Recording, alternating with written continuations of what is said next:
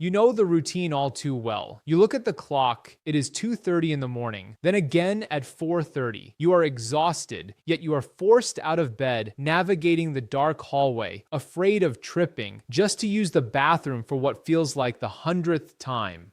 For many of my patients over 60, this is not just an annoyance. It is the single biggest disruptor of their health. Most people assume, and perhaps you have been told, that this is simply a bladder problem or an inevitable part of aging. But let us look at the physiology. Medical research, particularly in the field of geriatrics, points to a phenomenon called nocturnal polyuria, which is often less about the bladder itself and more about how your cardiovascular system handles gravity. During the day, gravity pulls fluid down, accumulating in your lower extremities. When you lie flat to sleep, that accumulated fluid shifts back into your bloodstream. Your kidneys filter it, and suddenly your bladder is full. The scientific reality is that for many of you, the problem is not that your bladder is small, it is that your legs are acting like a storage tank for fluid that needs to be drained before you sleep, not during it. There is a specific physiological protocol to reverse this involving 3 targeted mechanisms that we can activate right now to stop that fluid from waking you up. Before we examine the physiology of these movements, I would love to hear from you. Please pause for a moment and leave a comment below telling me your age and which country you are watching from. It is truly encouraging to see a global community of seniors actively taking charge of their health.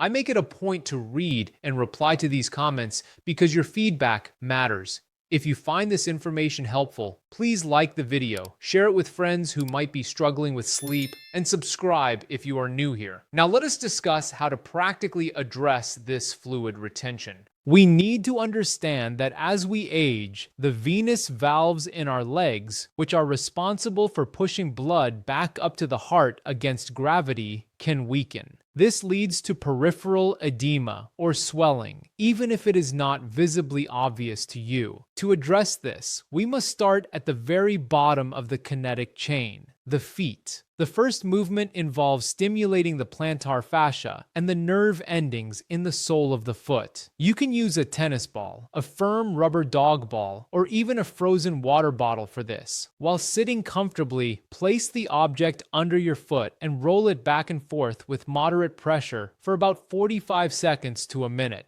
From a medical perspective, we are doing 2 things here. First, we are mechanically massaging the fascia, which can become stiff and restrict fluid flow. Second, and more importantly, the foot is densely packed with mechanoreceptors. By stimulating these, we send a signal up the nervous system to increase blood flow and wake up the circulation in the lower limb. Many of my patients report that this simple act of rolling triggers a relaxation response in the entire leg. It is not just about the foot, it is about preparing the pathway for the fluid to exit. You want to work from the heel all the way to the toes, finding those tender spots. If you use a frozen water bottle, you get the added benefit of cryotherapy, which can reduce inflammation. But a simple tennis ball is sufficient to start the mechanical process of fluid mobilization. Once we have stimulated the nerve endings in the feet, we must move up the chain to the largest muscle groups in the lower body. This brings us to the importance of the skeletal muscle pump. In medicine, we often refer to the calf and thigh muscles as the second heart. Your actual heart pumps blood out, but it relies heavily on muscular contractions in your legs to squeeze the veins and push deoxygenated blood and lymphatic fluid back up against gravity. If you have been sedentary for most of the day, that fluid acts like a stagnant pool. We need to activate the pump. This is where a modified chair squat becomes essential. I want to be very clear. This is not about building muscle mass like a bodybuilder. This is a hemodynamic exercise designed to flush the veins. Stand in front of a sturdy chair with your feet shoulder width apart. For safety, which is paramount, extend your arms forward for counterbalance. Slowly lower your hips until you barely tap the seat. Do not sit down fully, just a light touch, and then stand back up. If you have knee issues or arthritis, do not force a deep squat. You can place a thick pillow on the chair to reduce the range of motion, or hold onto the back of another chair for stability. The depth matters less than the rhythmic contraction of the quadriceps and glutes. Aim for 10 to 12 slow, controlled repetitions. With every downward and upward movement, you are physically compressing the deep veins in your thighs, forcing that trapped fluid out of the tissue and into the general circulation so your kidneys can process it now while you are awake, rather than later when you are trying to sleep.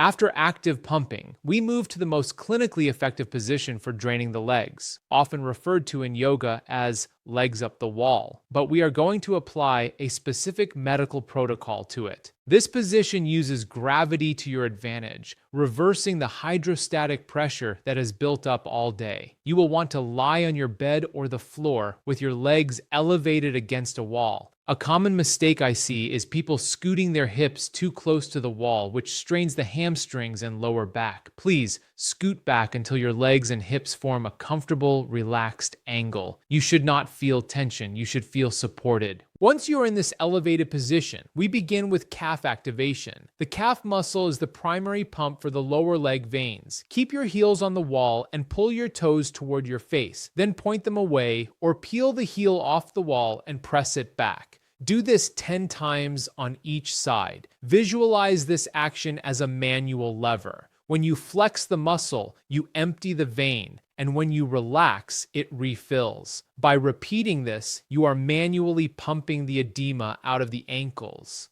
Following this, we use a technique similar to manual lymphatic drainage. Cross one ankle over the opposite knee to form a figure 4 shape. This softens the calf muscle of the crossed leg. Using your hands, stroke firmly from the ankle down toward the knee. In this inverted position, down is actually toward your heart.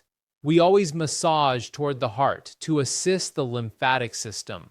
Spend 30 seconds flushing that tissue, then switch legs. As we continue in this elevated position, we want to maximize the effect of gravity on the venous return. After the massage, extend your legs fully and lift them slightly away from the wall so they are at a steeper angle, roughly 120 degrees if you can manage it comfortably. In this position, gravity has a straight, unobstructed path from your feet to your abdomen. Here, perform a pedaling motion with your feet, flexing and extending the ankles rhythmically, about 20 times. This creates a vacuum effect, pulling any remaining fluid from the deepest extremities. Finally, we end this floor routine with a technique focused on vibration. Relax your legs completely. Let the muscles go slack and gently shake them. Shake your thighs and calves for a full minute so the flesh wobbles. This vibration helps mobilize fluid that is stuck in the interstitial spaces,